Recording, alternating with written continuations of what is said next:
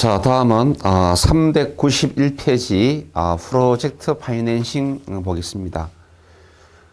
이 프로젝트 파이낸싱은 자, 과거에 많이 출제가 되었습니다. 요게 되게 이제 그 2000년도 초죠. 2000초에서 이제 그 2006년 정도 7년까지 부동산 시장에 프로젝트 파이낸싱에 대한 의한마다 부동산 개발 사업이 그냥 유형처럼 먼저 나왔던 거죠. 그때가 뭐 부동산 대한민국 역사상 부동산 시장에서 가장 화랑기가 그때죠. 2000년 초반. 그때 이제 그냥 뭐 웬만하면 뭐다 PF 대출에 따라서 PF 대출로 부동산 개발 사업을 했던 그런 시대가 됩니다. 근데 그래서 그 뒤에 이제 한 8, 9, 10, 11 정도, 한 12년도까지 이렇게 뭐 자주 출제되었다가 뭐 또 최근에는 거의 출제가 잘 안 되죠. 안 되는데. 그래도 뭐 어떠한 내용인지 우리가 봅시다.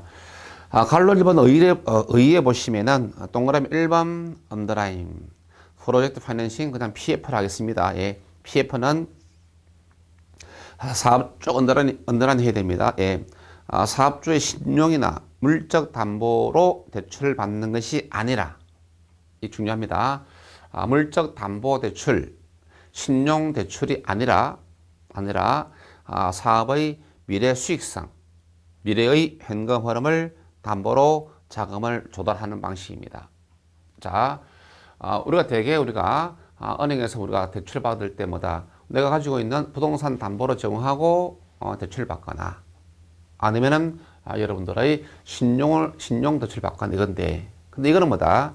PF는 부동산 담보 대출, 즉 물적 담보 대출도 아니고 신용 대출도 아닙니다. 오직 부동산 개발 사업의 그 미래의 수익성을 담보로 대출을 받는 것입니다.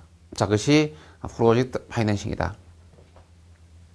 한마디로 부동산 개발업자 입장에서는 뭡니까? 그냥 손 안 대고 코 푸는 게 얘기죠. 그냥 자기 돈 한 푼 없이 빌려와가지고 개발해서 수익 창출하고 갚아주고 하는 겁니다. 그러니까 얼마나 좋습니까, 이게. 그래서 아까 2000년 그 초 때는 한참 유행했던 겁니다.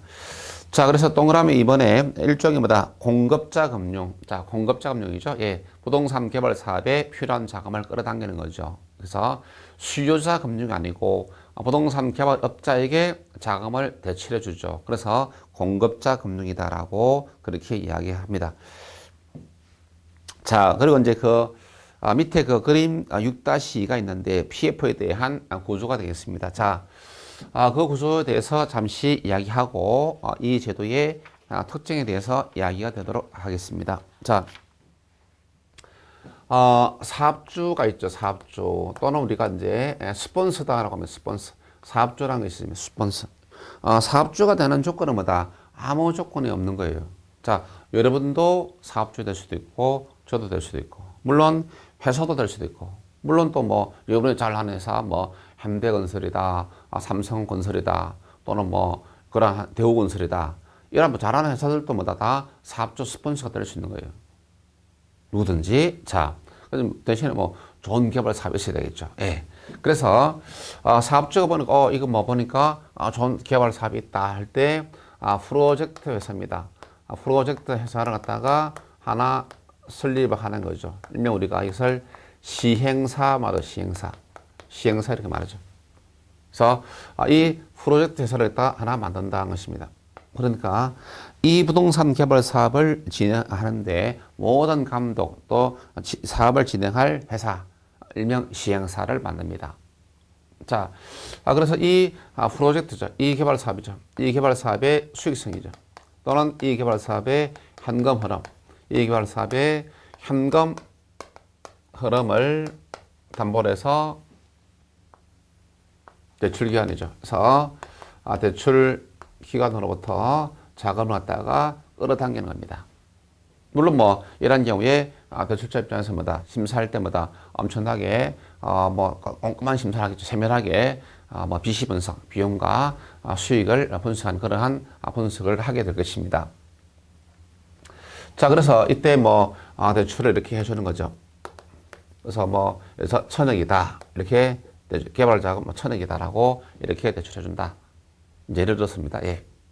자, 그래서 대출을 받았으니까 뭐다? 예. 받았으니까 이제 개발 사업을 진행하기 위해서 뭐다? 시공사죠. 예. 시공사 있어야 됩니다. 예. 자, 이거는 뭐다? 시행사. 또 개발 사업을 지금 하는 사람 시공사. 자, 그러면 또 뭐다? 이 경우에 자, 여기에 돈이 들어왔습니다. 뭐 들어오는 돈, 나가는 돈, 비용도 있을 거고 수익도 있겠죠. 예. 여기서 이제 이때 자산 에스크로 회사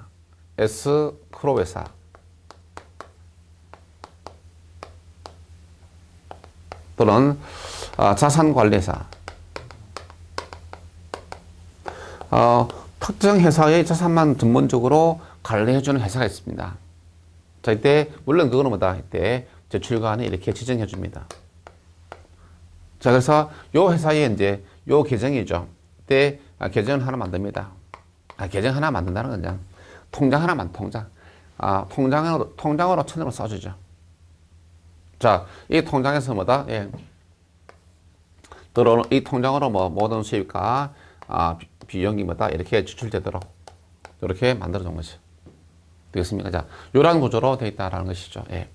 자, 그러면 이제 그 그림에서는 그런 구조로 되어 있다라고 한 것을 말하고, 자, 이하 뭐 391페이지에서 392페이지 3페이지 상단부까지는 여러분들이 한번 읽어도 좋고 읽지 않아도 관계없습니다. 시험 치는 데는.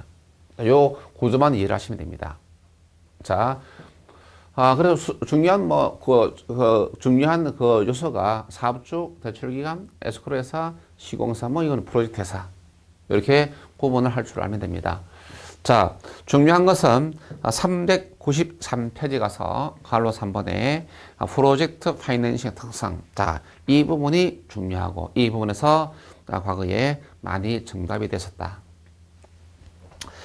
일단 제목 1번 비소금융 박스하고 제목 2번 부의 금융효과 박스하고 제목 3번 위험 배분 효과 박스하고 자, 이 세 가지를 PF의 중요 3요소 PF의 중요 3요소 하면은 자, 비소구 금융이다. 그 다음에 또 부의 금융 효과다. 그 다음에 위험 배분 효과다는 것이죠. 되겠습니까? 물론 출제된 바 있습니다. 예, 세 가지만 물어보는 것. 자, 먼저 비소구 금융이다라고 하는 것은 뭐냐면은 이때 자, 만약에 이 사업주죠. 이 사업주 입장에서 이때 보겠습니다. 자, 이 프로젝트 부동산 개발 사업이 시행이 되었습니다. 됐는데 이 개발 사업이 실패, 뭐 성공할 수도 있고 실패할 수도 있죠. 예, 실패가 되었습니다. 자, 실패가 됐을 때 대출자가 뭐다? 사업주에게 이렇게 해서 실패 시에 뭐다? 저 사업주에게 채권 청구를 하지 못합니다. 알겠습니까? 예. 왜냐하면은 이 대출자가 돈을 빌려줄 때 1,000억을 대출해 줄 때 사업주 보고 대출해 준 것이 아니다? 아닙니다. 뭐 보고? 이 개발 사업의 수익성 보고 돈을 빌려준 거지 사업주 보고 돈을 빌려준 거 아니죠. 그래서 사업주는 뭐다? 그래서 사업주는 개인 채무가 없다. 개인적 채무가 없다라고 말합니다.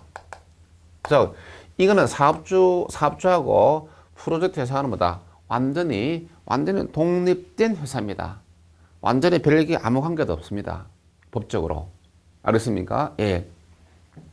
그래서 사업주는 개인적 채무를 지지 않는다. 그 이야기는 이 개발 사업이 보도가 났을 때 대출자는 사업주에 대해서 채권 청구를 하지 못한다.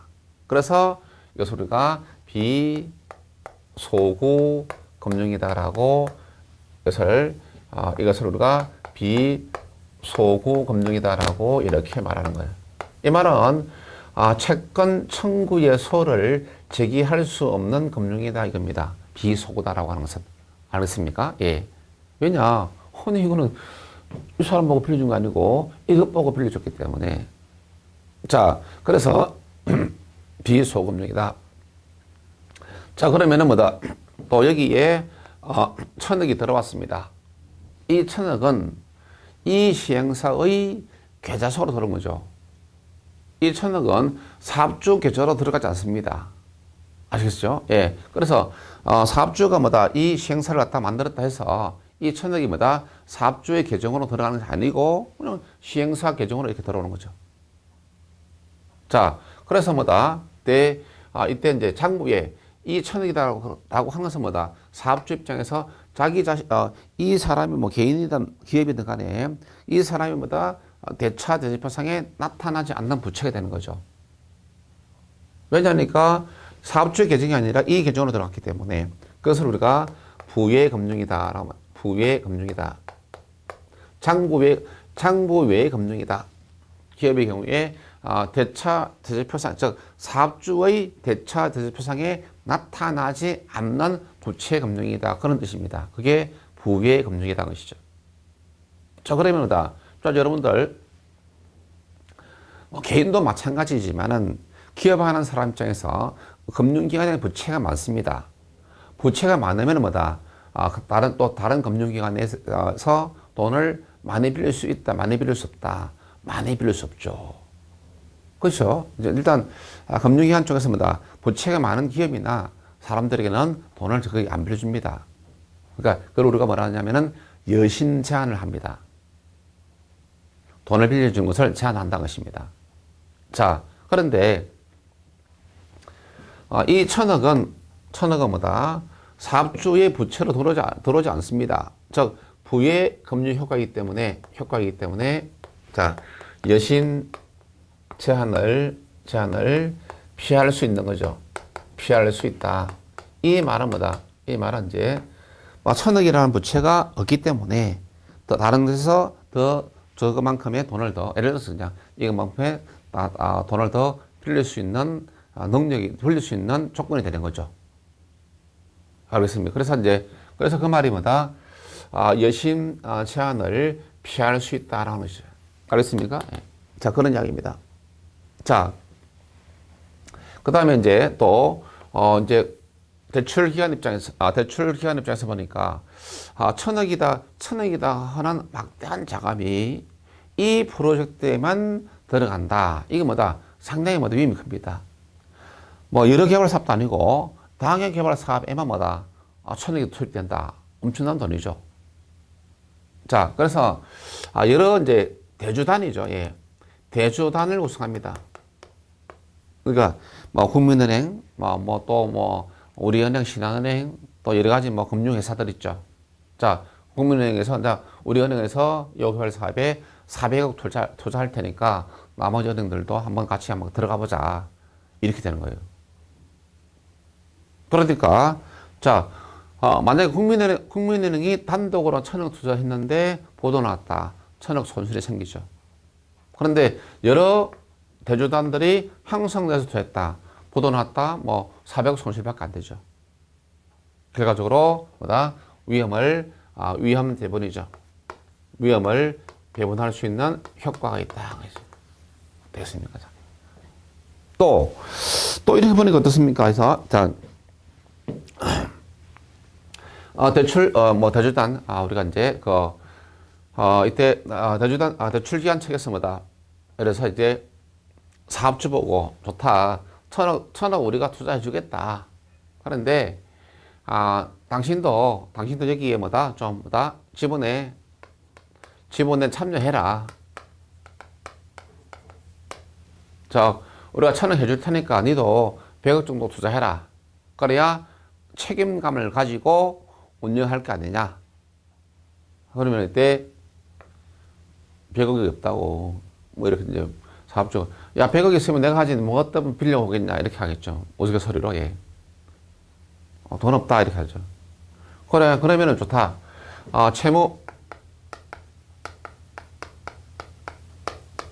채무를 인수해 달라. 자, 내가 1,000억 해주겠다. 여기 1,000억은 뭐다? 대출을 해주는 거죠. 시행사 입장에서는 1,000억은 뭐다? 부채, 채무입니다, 채무.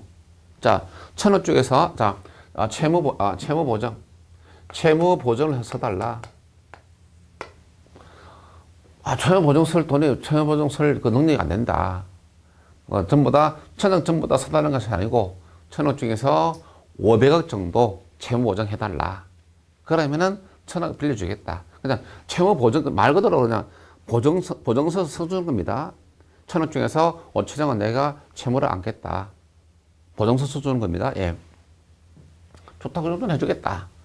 그럼 뭐 이 사람 입장에서는 뭐 1,000억 돌아오고 사업 성공해가지고 얻는 수익이 더 많을 테니까 당연히 이렇게 하겠죠. 자, 이것도 뭐다? 저것도 뭐다? 위헌 배분입니다. 알겠습니까? 자, 왜냐? 사실 이거 뭐 물적 담보도 아니고 이개발 사업의 미래의 수익성 담보인데 이개발 사업이 성공할지 실패할지 누가 합니까? 사실 가장 위험한 사람은 누구다? 대출기관이죠. 돈을 빌려주는 사람. 사업주는 신경도 안 씁니다. 뭐 실패해도 뭐 자기는 손이 없으니까. 성공하면 뭐다? 성공했을 때는 뭐다? 배당이 있죠, 배당이.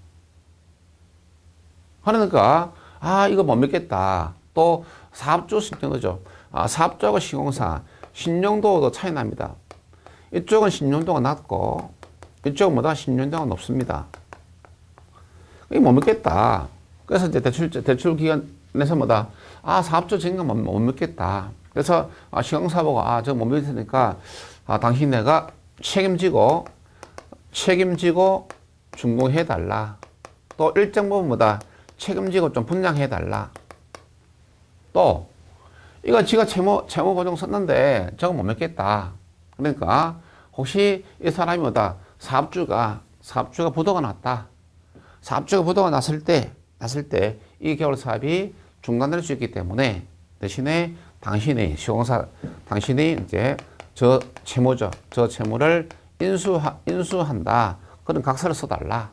그러면 우리가 1,000원 해주고 당신 뭐 공사비 받아가니까 당신도 이해가 안 되냐?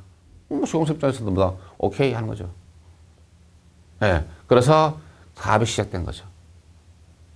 자, 그러면 이때 이제 에스크로에서는 뭐다? 이때 모든 뭐 현금 흐름 뭐다? 들어오고 나가고 이것이 결정되는 거죠. 됐습니까? 자, 그래서 이 에스크로에서 또는 자산관리사인데 이때 여기서 이제 비용의 지출 항목의 순서죠. 자, 이때 이제 뭐 나가는 돈, 들어오는 돈이야 수업이니까 뭐 근데 나가는 돈 순서입니다. 중요하겠죠. 왜냐? 자, 그러면 이게 이제 지금 PF인데 여러분 자 봤으면 우리가 크게 세 주체죠. 뭐 중요한 주체는 뭐다?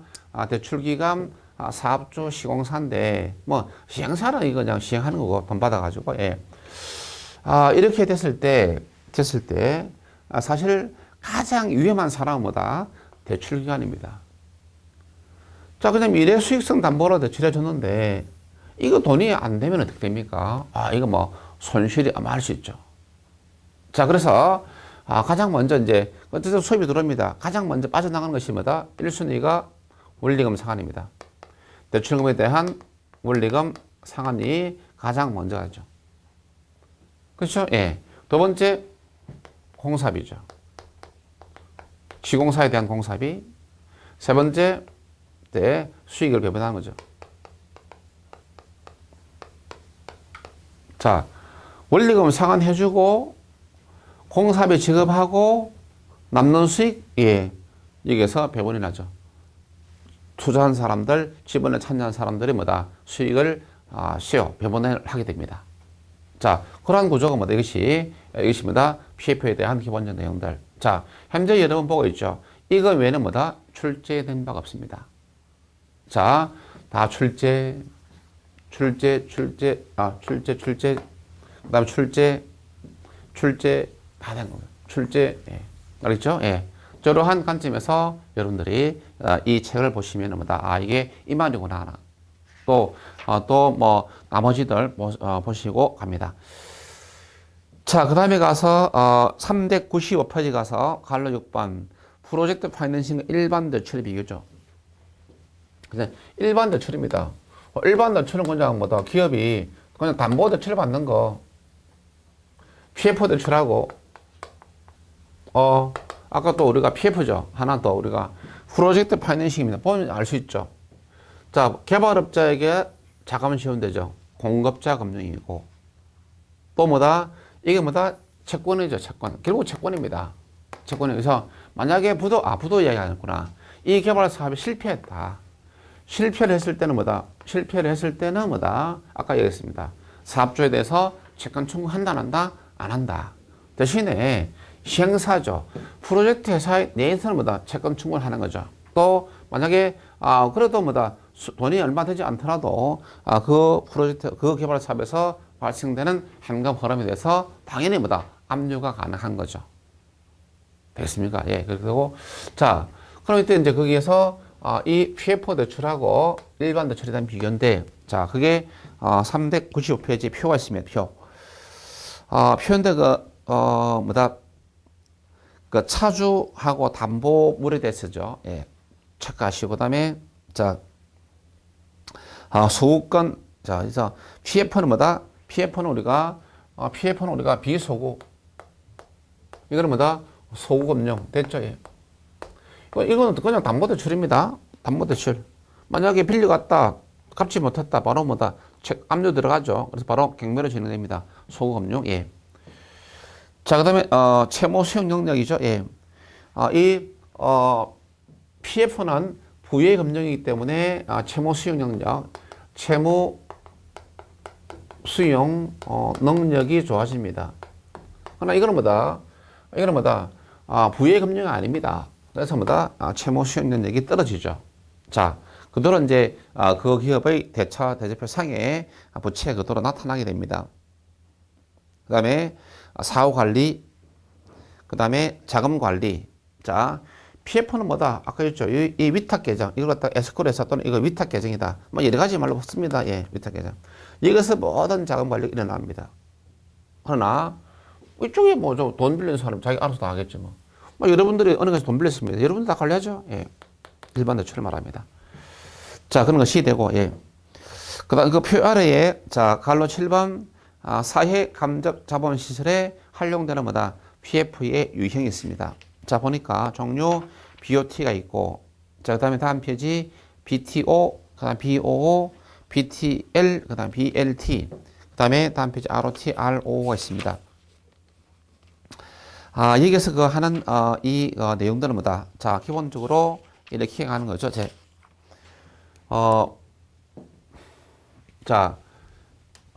그 부분이 이제 또, 과거에 또 많이 왔다가, 많이 아니고, 과거에 한 번 왔다가, 한 번 왔습니다. 왔다가 이제 뜸했다가, 최근이죠. 예.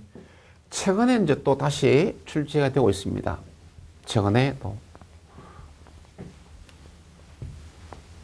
자, 거기에서 그 먼저, 만약에 이제 그 참고로, 교재 396페이지에 그림 6-3 BTO 흐름 있죠. 자, BTO 한번 볼까요? 예. BOT입니까? 예. BTO 돼 있는, 예. BTO가 됩니다. 자, 이건 빌드는 우리가 이제 개발. 빌드는 영어로 개발의 말이고, T는 영어로 이제 트랜스퍼. 트랜스퍼보다 뭐 이전시키다 이 말입니다. 이것은 우리가 소유권을 이전하다. 소유권을 갖다가 이전해준다. 그런 뜻이고, 이것은 오늘 뭐다? 오퍼레이트. 영어로 오퍼레이트인데 운영하다. 이런 말이죠. 운영하는 것은. 이게 BTO입니다. 자, 어떤 말이냐면 이런 말입니다. 그러니까 B는 뭐다? 개발, T는 소유권 이전, O는 운영, 오퍼레이터, P는 빌드, T는 트랜스퍼, O는 오퍼레이트. 자, 여기서 보니까 자, 여기에 뭐 이용자가 그 그림 있죠? 이용자가 있고, 그 다음에 민간 사업자가 있고, 그 다음에 또 보니까 정보가 있다. 이렇게 봅시다. 자, BTO 보겠습니다. 예. 자, BTO 방식은 뭐다? 자, 사업자 입장에서 보니까 이게 돈이 되는 사업이다. 그러한 생각이 들었습니다. 예를 들어서 하는 이야기입니다. 예. 자, 이때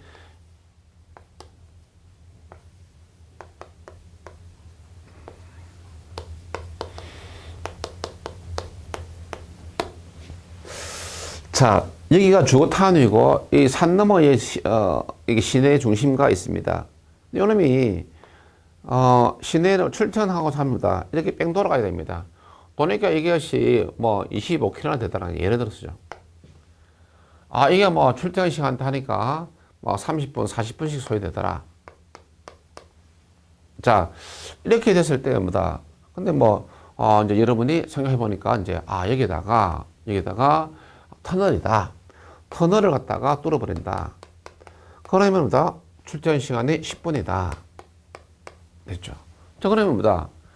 뭐 30분씩 뺑 돌아가는다. 이게 또 돌아가는데 뭐다? 시간도 시간이지만 또 막히고 짜증나고. 예.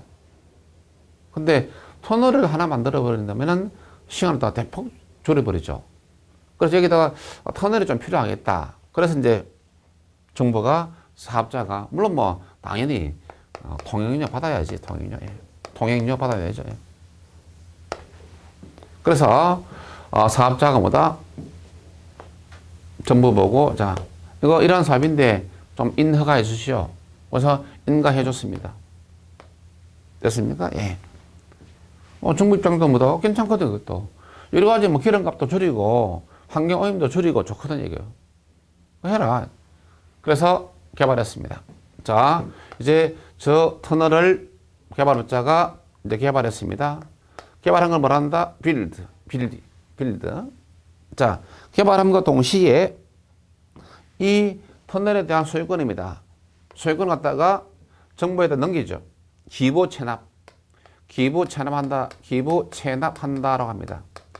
아시겠죠? 예. 정부에다 소유권을 넘긴다. 기부한다. 공짜로 줄 테니까 주겠다. 받아들이겠다, 정부가.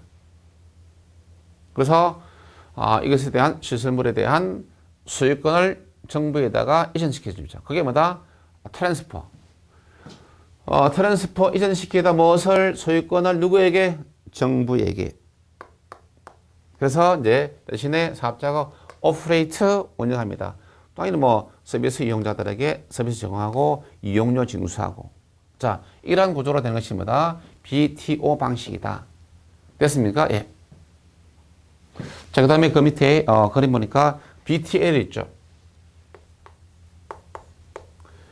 BTL 되겠습니다. 예. 자, 빈 역시 개발, 예.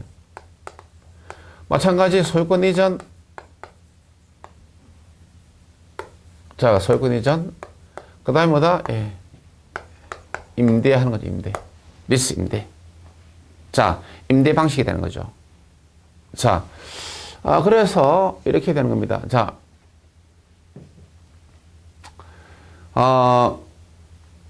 자, 이때 이제 이건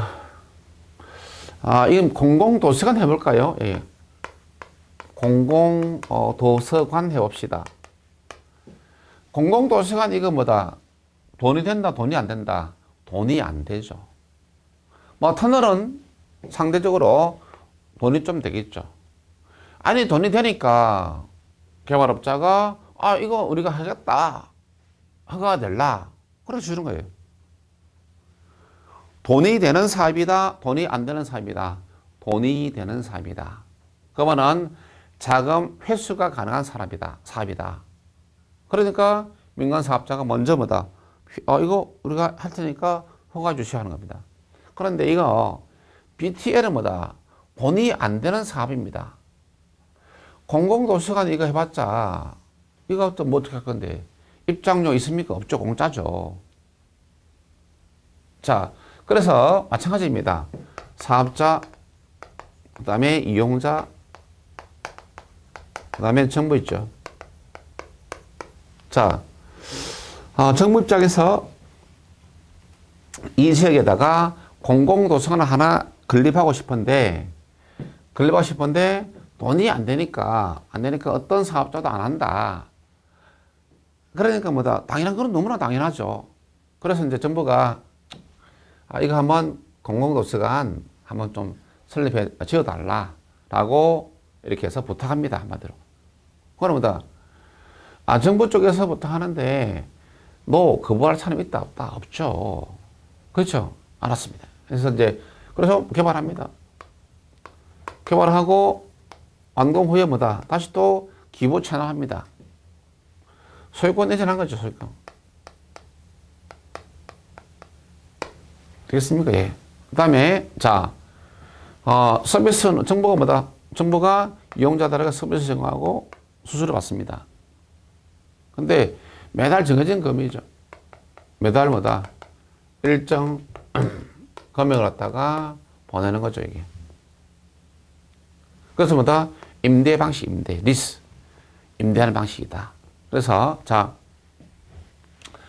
개발 사업자가 사회 감잡 자본 시설을 개발해서 동시에 개발한 후에 소유권을 정부에 이전하고 정부는 서비스 제공하고 개발업자는 뭐다? 정부로부터 임대 수입을 받는 거죠. 됐습니까? 예. 자, 개발은 이 사람 했지만 이것도 가끔 질문하는 분이 있어요. 아니, 이거 지금 개발업자가 개발했으면 자기가 임대를 줘야지 하니까 아니고 지금 뭐다? 소유권을 정부에다가 이전시켰죠. 집주인이 당 것입니다. 이 사람 집주인인데 이 사람 어차피 뭐다? 개발 사업 부담했기 때문에 그 부담 비용에 대해서는 뭐다? 회수할 수 있도록 하기 위해서 매기간 줘야 됩니다. 이것이 BTL 사업이다. 그래서 BTL 사업은 뭐다? 돈이 안 되는 사업이다. 자금 회수가 곤란한 사업이다. 돈이 되는 사업이라면 뭐다? 벌써 뭐 다른 사람도 했겠죠. 자, 그럽니다. 자, 그 관점을 가지고서 보면 됩니다. 그래서 일단 먼저 397페이지에 핵심 체크에 있는 뭐다? BTL하고 BTO를 보시면은 자, 민간 투자 유치 방식 있죠? 예. BTL은 임대형 민간 투자 유치 방식이고 BTO는 수익형입니다. 수익률 보장 여부, BTL을 뭐다? 사전에 보장하고 BTO는 사후에 보장해 줍니다. 자, 이런 이야기죠. 자, BTL 방식은 뭐다? 매달 뭐다? 매달 뭐 1년 동안에 매달 뭐다? 1억씩 주겠다. 이때 이 공공도시의 이용자가 많던 적도 뭐다? 받는 거면 일정합니다. 자, 그런데 BTO 방식이 되는 거죠. 아까 터널을 뚫었습니다. 처음에 이곳에 뭐다? 하루죠. 하루에 1일 1만 대 차량이 통과될 것으로 예상했습니다. 그런데 나중에 보니까 뭐다? 1만 대가 아니라 3천 대밖에 안 지나더라. 7천 대가 부족한 거죠. 이것만큼 뭐다? 개발업자 입장에서 뭐다? 손해죠. 그 손해에 대해서 뭐다? 정부가 뭐다? 지원해 주는 겁니다. 그래서 그것이 사후보장이죠. 물론 뭐다? 물론 이게 뭐 하루에 15,000대가 되었다. 그럼 뭐다? 만원 수익이죠. 그거는 그때는 뭐다? 뭐 정부가 또 보전해 줄 필요 없겠습니다. 자, 그 이야기가 되는 겁니다. 그 다음에 대상시설물 있죠? 예, 지금 397페이지 표, 대상시설물, 예, 회수가 어려운 시설물이고, BTL은. 그러나 BTO는 뭐다? 회수가 가능한 시설. 그렇죠? 그런 이야기입니다. BTL은 수요 위험이 없습니다. 공공도서가 뭐다? 공공도서관은 뭐다? 이 사업자 입장에서 아니 많던 적던 뭐다? 수요가 많던 적던 뭐다? 내가 받는 수입은 일정하지 한 달에. 그러니까 뭐 신경 안 쓰죠. 예. 자, 그런 이야기고 그 다음에 나머지들은 뭐다? 이겁니다. 예. BOT는 개발하고 운영하고 소유권 이전이죠.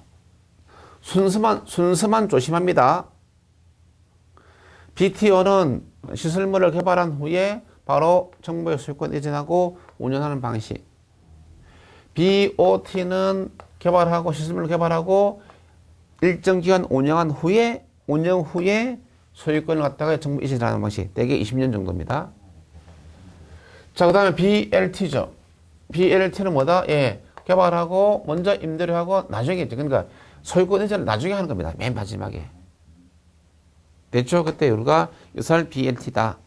그 다음에 BO가 있죠. 396페이지에 보니까 BO 있습니다. BO인데, 자, 개발, 그 다음에 이거는 뭐 소유합니다. 하고, 그 다음에 운영해 가는 방식.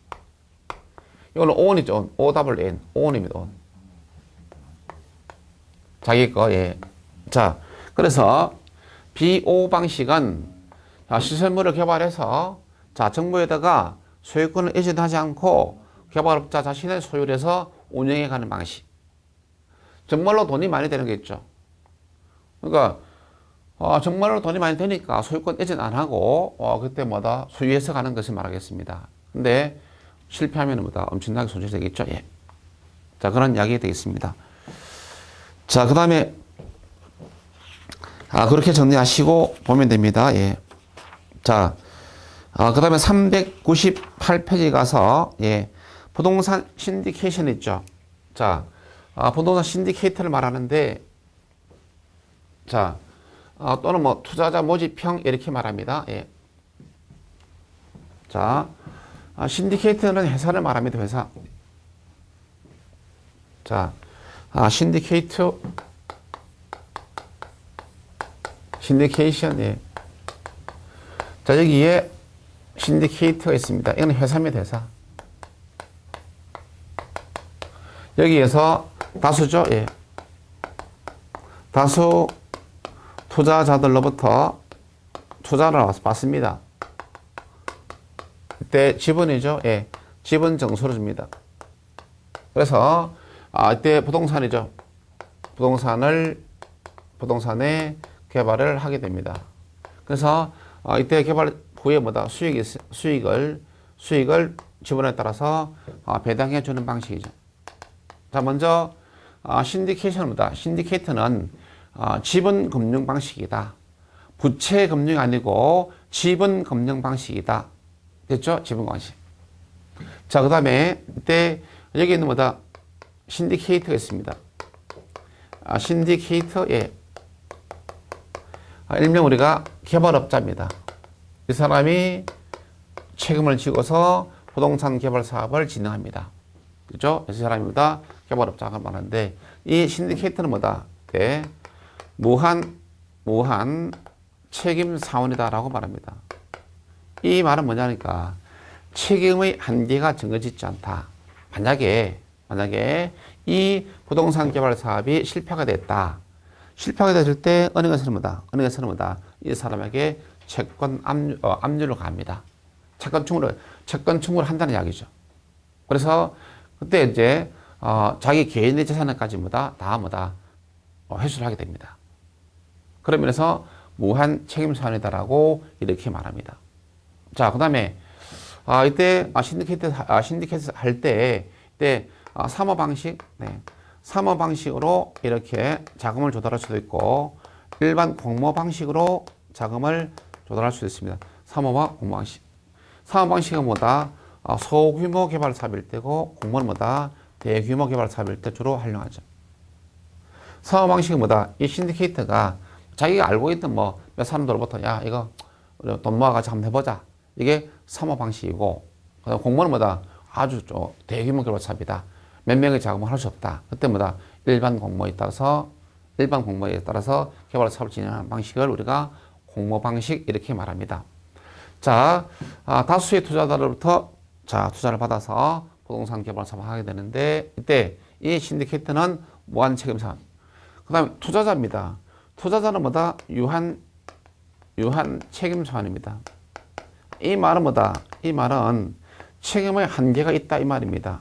그러니까 이건 반드시 아니고, 비록 이 사업이 실패가 된 경우에는 내가 투자한 금액만 날려버립니다. 내가 1억 투자했다 이러면 날리는 거죠.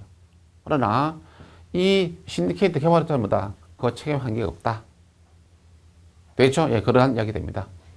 자, 그 다음에 조인트 벤처, 예.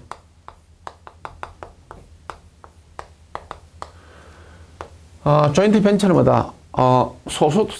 소수의 투자자들로부터 투자를 받아서 이러한 조인트 벤처 회사를 하나 만들었습니다. 근데 투자를 받아서 만들었습니다. 지분 정수로 주겠죠, 예. 자, 그래서 이제 이런 곳에 그런데 조인트 벤처는 몇 명의 투자자들로부터 투자장을 받아서 회사를 운영하다가 초창기 하다가 보니까 자금이 모자라죠. 그럴 때 대출 기간입니다. 대출 기간으로부터 이때 자금을 끌어당기죠. 지분 참여입니다. 그래서 우리가 조인트 벤처는 지분 금융 방식이지 부채 금융 방식이 아니다. 바로 이겁니다. 자, 또 저당이 아니죠. 저당으로 하는 것이 아니고 지분으로 참여하는 방식. 그래서 조인트 벤처는 지분 금융 방식이다.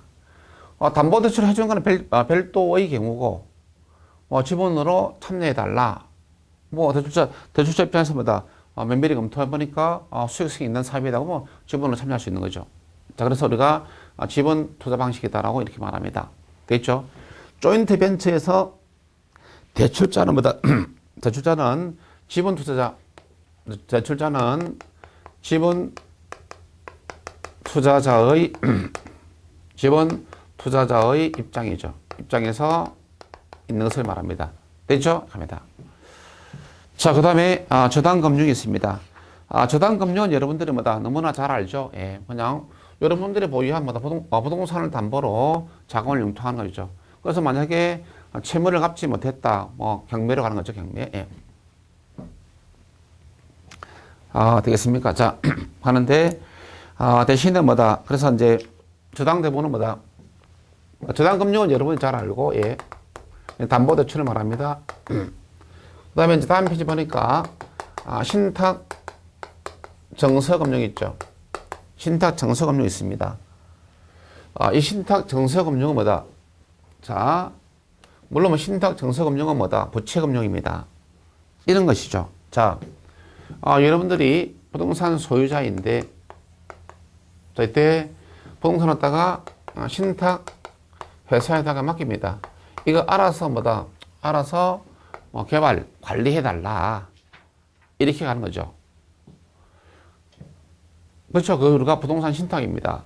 그런데 신탁하고 난 뒤에 갑자기 부동산 소유자 입장에서 돈이 좀 필요하게 됐습니다. 자금이. 그래서 이제 신탁에서 보고 요거 신탁 이거 없던 걸로 하자. 갑자기 자금이 필요하게 됐는데 은행에서 담보대출 좀 받아야 된다. 그러니까 없던 걸로 하자라고 합니다. 그럴 때 이제 신탁회사가 뭐라고 하냐면은 고민하지 말라는 거죠. 그러지 말고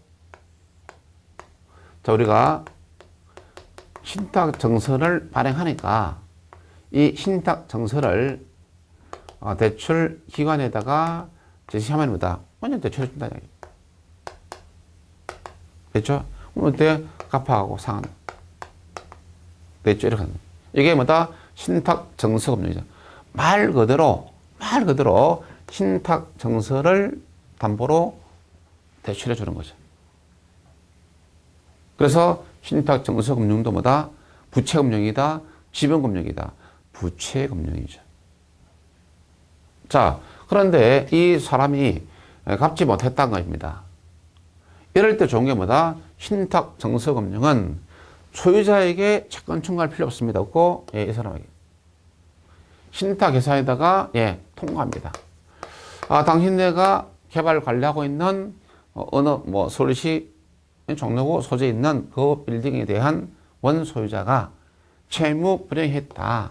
다음과 같은 내용을. 그래서 그러니, 이때 2016년 3월 31일까지 채무를 완전히 변제해달라라고 통고 절차만으로서 다 끝이 납니다.